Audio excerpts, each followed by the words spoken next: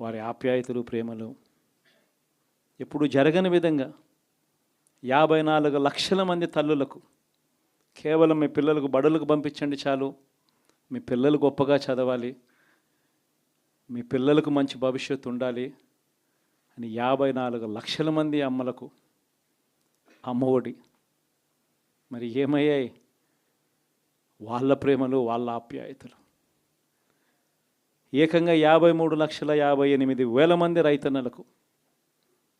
ఇంతకుముందు ఎప్పుడూ జరగల. పెట్టుబడి సమయం వచ్చేసరికి రైతన్నలకు పెట్టుబడి సహాయంగా రైతు భరోసా ఇచ్చే కార్యక్రమం. ఎప్పుడు చూడని విప్లవాత్మక మార్పులు వ్యవసాయ రంగంలో. మరి ఏమయ్యాయి వారి ప్రేమలు, వారి ఆప్యాయతలు అంటే అది తెలియదు. ఏకంగా 1,05,00,000 మంది అక్క చెల్లెమ్మలకు